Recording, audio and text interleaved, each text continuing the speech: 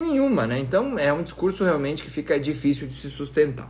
Bom, dito isso, uma das maiores perguntas que a gente tem aí é os efeitos que isso vai trazer para o Brasil, né? Então eu separei aqui, primeiro, Bolsonaro. A gente tem que lembrar que Bolsonaro agora foi convidado, né? O filho dele, inclusive o Eduardo, meu colega lá da Câmara, foi uma das poucas pessoas convidadas para estar na residência de Donald Trump, lá em Mar-a-Lago, na Flórida, para acompanhar a votação. Então ele, como representante da direita brasileira, já que o presidente Bolsonaro, que nem foi condenado a nada, teve seu passaporte retido por Alexandre de Moraes, a gente sabe que ele foi convidado então para estar na posse, e agora a gente tem uma complicação aí para o ministro Alexandre de Moraes, porque se ele libera, ele mostra uma fraqueza, coisa que ele não é acostumado a fazer.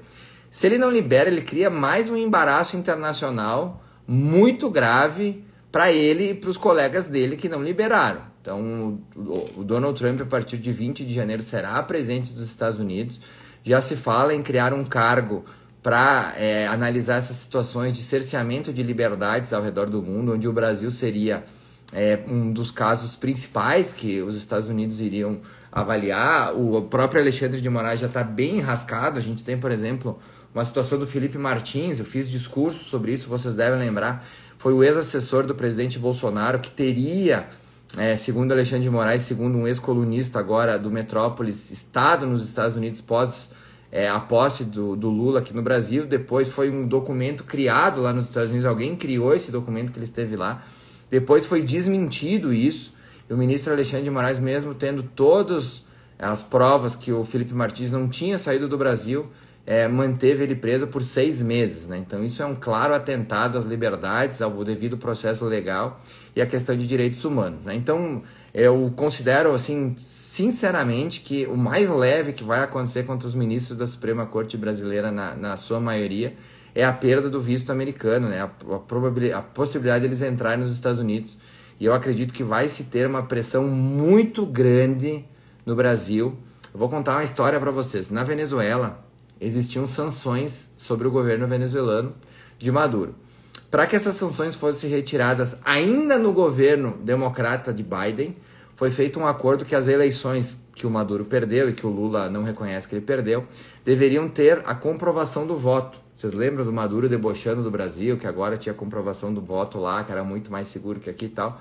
Pois é, essa imposição pode vir também nos Estados Unidos. Aí as pessoas dizem, mas os Estados Unidos vão se preocupar com o Brasil. Óbvio que vão se preocupar. O Brasil é um parceiro estratégico na geopolítica mundial. O Brasil, com o governo Lula, tem se alinhado cada vez mais ao Irã, a Cuba, a Rússia, né, a China, a países que não estão alinhados com os interesses americanos, e isso pode e vai com certeza trazer consequências para o Brasil. Estava vendo inclusive uma entrevista há pouco do Humberto Costa, um senador petista, que disse que a eleição do Lula também ela está mais difícil agora, depois da vitória do Trump. Então a gente deve ter grandes novidades nessa situação. Aí me pergunto, Marcon, o Bolsonaro vai ou não vai para a posse do Trump? A minha aposta é que vai. Tá? Patrícia, acho que não vai, né, amor? Não, acho que ele vai. Acho que vai. Concordamos, viu?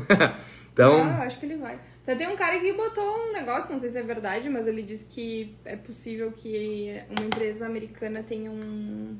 Tipo, que o governo libere... Não, que o governo libere uma autorização especial para uma empresa americana levar o Bolsonaro, que não precisaria do passaporte. Ou seja, alguma alternativa vai se encontrar. Talvez exista alguma alternativa que não necessite de um passaporte. E se já estava longe uma eventual prisão do Bolsonaro, agora está ultra longe. Bolsonaro será candidato da direita no Brasil em 2026. A gente já vem falando isso há quase um ano e a gente vinha reforçando que se o Trump vencesse, essa possibilidade ela aumentaria drasticamente. Então tenham certeza, conformem-se, quem não gosta do presidente Bolsonaro, você vai votar muito provavelmente no Bolsonaro em 2026, e já começam a surgir ruídos que Lula não será candidato. Uma pela questão da idade, né? Ele já vai ter 81 anos naquela altura do campeonato. E outra porque o Lula não vai arriscar perder uma eleição, né? Ele sabe que se não houverem corte de gastos, o Brasil realmente vai entrar numa derrocada econômica. Ele vai passar o bastão para alguém que a gente não sabe quem. Sobre o STF, aquilo que eu falei, acho que a situação dos ministros da Suprema Corte brasileira se complica bastante, né? O Trump...